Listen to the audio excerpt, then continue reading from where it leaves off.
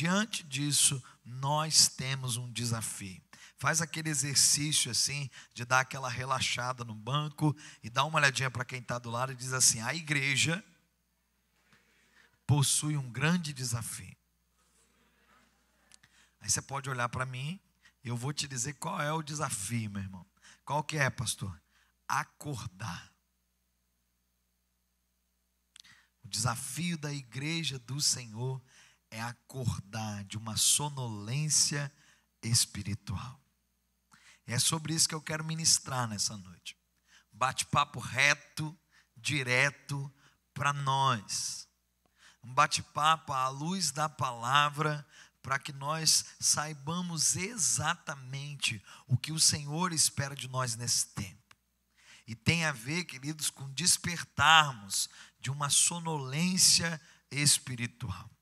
Eu quero que você compreenda que à medida com que o texto será lido, nós vamos nos enquadrando no texto. Nós nos veremos nos versos citados. E se essa tem sido a minha postura, a sua postura, caberá da parte de Deus toda exortação para a nossa vida. Amém? Vou fazer um pedido a você então. Quer você esteja online, quer você esteja presencial. Não vai embora antes de acabar a mensagem não, amém? Fica até o final, porque é de Deus para as nossas vidas. A gente vai ser aqui pelo Senhor, quem sabe sacudido, e numa direção de tomar uma posição que traga frutos de uma igreja saudável. Eu quero ler, queridos, o texto bíblico, e eu inicio então propondo a leitura de Romanos, capítulo 13, versículo de número 10. É o primeiro verso que eu vou ler, e depois nós vamos ler alguns versos sequenciais a esse. Romanos, capítulo 13, versículo de número 10. O apóstolo Paulo, escrevendo à igreja em Roma, ele traz todo esse contexto que nós vamos aplicar nessa noite. E no texto nos inicia a leitura dizendo: o amor não pratica o mal contra o próximo, portanto, o cumprimento da lei é o amor. Queridos, às vezes nós lemos algumas passagens bíblicas e elas nos parecem mais filosóficas do que práticas, do que claras. E às vezes nós lemos isso, não entendemos muito bem e a gente dá um passo adiante. Lê o próximo e o próximo e o próximo, sem compreender a profundidade daquilo que nos sugere o autor do texto, daquilo que nos quis trazer o próprio Senhor ao inspirar a que isso fosse escrito. Eu quero então pegar aqui nesse primeiro verso algumas partes e fazer saltá-las diante dos nossos olhos. A primeira coisa é uma verdade bíblica que diz que Deus é amor. Amém? É desse amor que nós estamos nos referindo. Deus, a essência dele é amor. Quando eu me volto para o mesmo texto já lido e eu percebo que o amor descrito aqui é um amor que vem de Deus, que surge de Deus, que retrata Deus na vida do ser humano, eu tenho uma leitura dizendo: o amor não pratica o mal contra o próximo. De verdade, Deus não intenta nenhum mal contra o ser humano. E o amor de Deus contido na igreja não deveria de igual maneira assim proceder.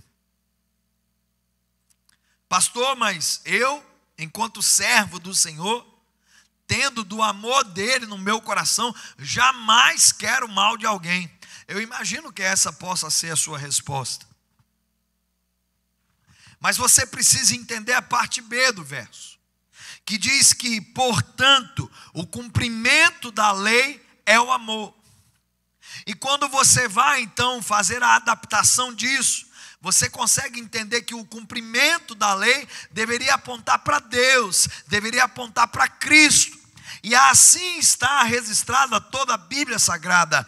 tudo que se constrói, tudo que se inicia, se conclui em Jesus e em sua obra salvífica. O Senhor é aquele que é a fonte de todo bem, de toda bondade, a virtude nele existente, a essência dele é o amor, mas a sua maior obra, ou a maior manifestação desse amor, é o amor demonstrado pelo ser humano, de maneira que em João capítulo 3, verso 16, nos diz a palavra: porque ele amou tanto e amou de tal maneira esse mundo, que deu o seu Filho unigênito, para que todo aquele que nele crê não pereça, mas tenha vida eterna. Quantos estão me entendendo?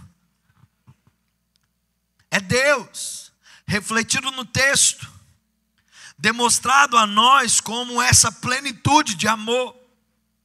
E o texto agora, queridos, não é o apóstolo Paulo dando um recadinho para Deus, não é. É o apóstolo Paulo dando um recadinho para a igreja. E para a igreja ele diz: o amor não pratica o mal contra o próximo. E eu fiquei a me indagar, Gustavo, como que eu, enquanto cristão, poderia produzir no meu dia a dia o mal contra o próximo, uma vez revestido desse amor? E de verdade, queridos, eu cheguei a uma conclusão, que não se refere a ações que eu possa fazer contra alguém. Na verdade, se refere a uma exclusiva ação que eu deixo de fazer em favor de alguém. Pastor, o que o senhor está falando? Irmão, para pensar numa coisa. Se Jesus voltar hoje, ele pode voltar, amém? A maioria de nós, se não todos aqui, estamos garantidos em Jesus, não é verdade? Mas você deve ter passado por alguém hoje, durante seu dia, que ainda não está. E quando nós negligenciamos o levar Cristo a essas pessoas, é uma das ações mais malvadas que nós poderíamos ter contra um ser humano. Quando nós negligenciamos não compartilhar a experiência de Cristo aos outros, tal como nós vivemos, é uma das atitudes mais maléficas que nós podemos produzir à vida de alguém.